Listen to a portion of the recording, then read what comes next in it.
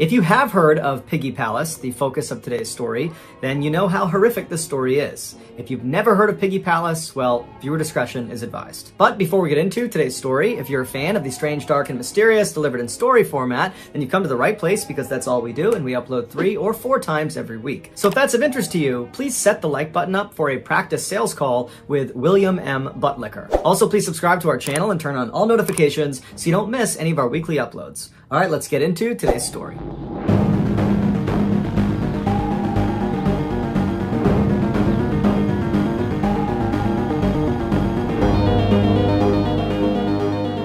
Robert Pickton was born in 1949 in Port Coquitlam in British Columbia, which is about 15 miles to the east of Vancouver. He, along with his brother and sister, were raised by their parents on a big pig farm. In the 1970s, their parents passed away, and so the property was handed down to them. Robert and his brother took over the daily operations of the farm, and their sister decided to just move away. Over the next couple of decades, Robert and his brother attempted to run the pig farm, but pretty quickly they stopped taking care of it, and it fell into decline. Neighbors and visitors recalled seeing the pigs that were still there free roaming the property. And as for the brothers, it appeared they had just stopped bathing, and despite walking all day in mud and pig feces, it seemed like they never took off their boots when they went inside. One of the few farm workers that stayed with the Picktons through the farm's decline was a guy by the name of Bill Hiscox, and he said the farm was a really creepy place. And he also said Robert was a really creepy guy that was prone to just totally bizarre behavior, even though he didn't smoke or drink or use any substances. Eventually, the Pickton brothers realized they were not cut out to run the pig farm like their family had for generations before them,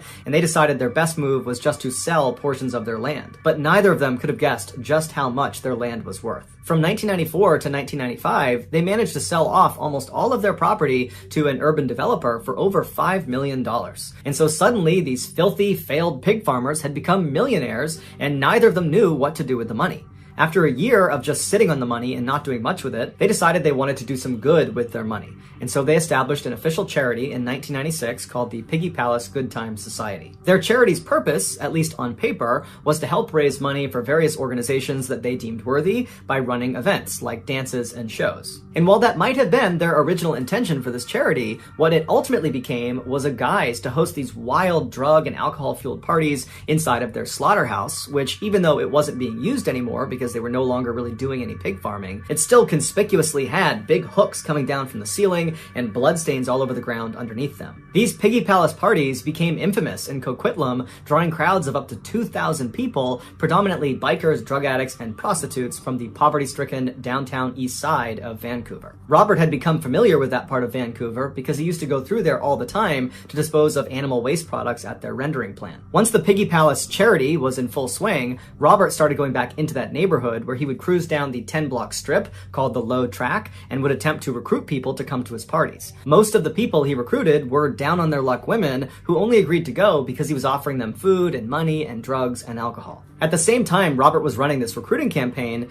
women from the downtown east side began disappearing in droves. These disappearances were noticed by the men and women in the downtown east side, but they didn't report them because they had a general distrust of the police and of authority figures in general. But as more and more women disappeared from the downtown east side, rumors of a serial killer operating in that area started to circulate. Residents began only going outside if they could walk around in a big group of people, and everybody was just totally on edge, keeping careful lookout for anything odd about the neighborhood, people that shouldn't be there, cars that shouldn't be there. But despite this heightened security, women continued to go missing at a rapid rate, and nobody knew why. When the police were finally contacted about all these missing women, their response was lacking, to say the least. Since there were no bodies of these missing women, the police said it was reasonable to assume that the women were to blame, that their lifestyles must have caught up with them and they either ran off somewhere or perhaps they overdosed somewhere and their bodies just haven't been found yet. Despite residents of the downtown east side saying, no, this is different, there's something wrong here,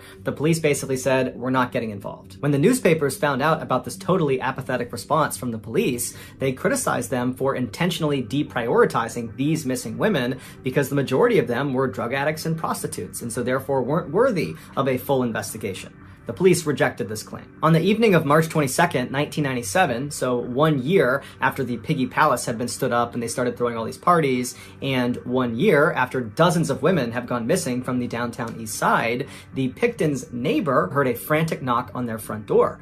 They ran over, they opened it up, and what they saw was this woman who was hunched over with one hand on her bleeding stomach, and dangling from her wrist was a handcuff. The neighbor was obviously shocked at what they were seeing, but they quickly ushered the woman in and they called her an ambulance. The woman was rushed to the hospital where she immediately was put into emergency surgery. Afterwards, while she was in recovery, she told her nurses that her name was Wendy and she had been at one of those Piggy Palace parties, and one of the owners of the farm, Robert Picton, had tried to put a handcuff on her, and when he did, she fought back. He drew a knife, he stabbed her in the stomach, she was able to get the knife back, she stabbed him in the face before turning and running out the door and making it to the neighbor's house. Right after she told this story, Robert Picton actually showed up at the exact same hospital with a serious laceration on his face that was consistent with being stabbed. The medical staff had already called the police, who showed up minutes later, and when they went inside, they searched Robert and they found in one of his pockets a handcuff key. And that handcuff key opened the handcuff that was still on Wendy's wrist. And so when the police saw that, they arrested Robert on attempted murder. While Robert was in custody, he explained to officers that Wendy was lying. She was a drug addict, and she had come to one of their Piggy Palace parties, and he had caught her trying to rob them. He had confronted her, she drew a knife, and that's when a struggle ensued, and both of them got stabbed,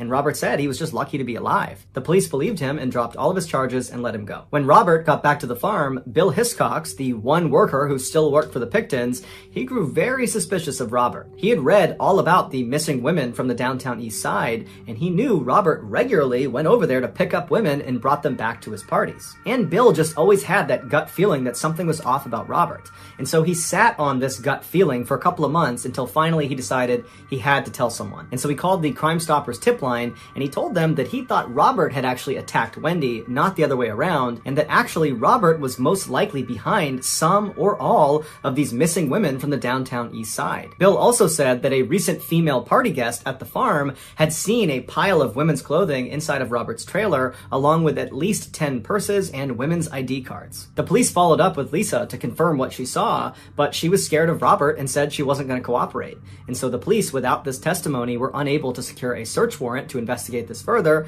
and so they kind of just forgot about it and moved on to other cases. Over the next few years, the Pictons continued to throw these huge Piggy Palace parties until the city finally shut them down, and dozens more women disappeared from the downtown east side without a significant police investigation, despite the fact that Bill was calling them all the time to say he believed Robert Picton was behind all of these disappearances, but they weren't taking him seriously. Finally, in 2002, a former employee of the Picton farm came forward to police and said that he personally had seen illegal weapons inside of Robert's trailer. And this was enough information for the police to get a search warrant and raid the pig farm. And in February of that year, they did just that. And they found inside of Robert's trailer the illegal guns, as well as several items directly connected to some of the missing women from the downtown east side. Robert was arrested, but let out on bail. He was put under surveillance and told he could not go back to the farm until they were done conducting a more thorough search. And during that more thorough search, they found blood from one of the missing women inside of Robert's trailer. And so Robert was rearrested and charged with murder. While he was being held in jail, he shared his cell with another man who he believed was just another detainee.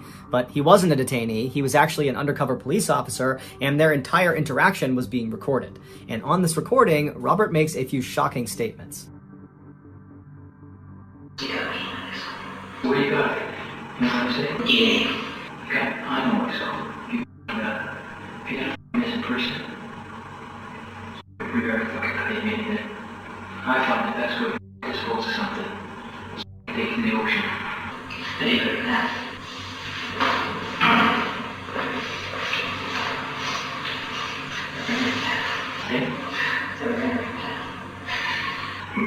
No. That's good. Pretty good. Okay? Mm-hmm. Too much left.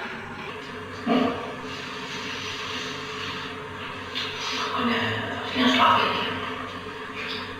You can do something. I was doing one more. Maybe 50. That's why I was stopping before. Feel the surge with antifreeze. And you check yourself. And you're dead better than 10 minutes.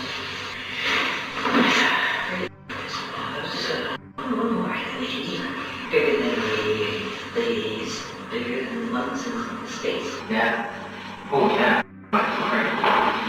His radio fuses. As Robert admits in this video, he killed 49 people, who would turn out to be the majority of the missing women from the downtown east side. After a lengthy investigation, it was determined Robert's killing spree began in 1991, but it really kicked up a notch in 1996 when he and his brother started Piggy Palace, because he was able to use their huge parties to lure more victims to his farm faster. And once they were at his farm, he would lure them into his trailer, where he would handcuff them, tell them it's over now, and he would inject antifreeze into them, or he would strangle them to death. Afterwards, he would move the victim's body to the slaughterhouse, where he would butcher them like a pig. A large portion of his victims' remains would be fed to his pigs, and the parts he didn't feed to his pigs, he would bring to the rendering plant in the downtown east side, which is not far from where the victim was most likely picked up. A rendering plant takes animal waste products, crushes them up, and turns them into a gelatin. This gelatin is used in many everyday products, from candy to cosmetics, which means Robert's victims wound up in things like lipstick and gummy bears. Also, sometimes while Robert was going through this horrific disposal process, he would set aside some of the best cuts of meat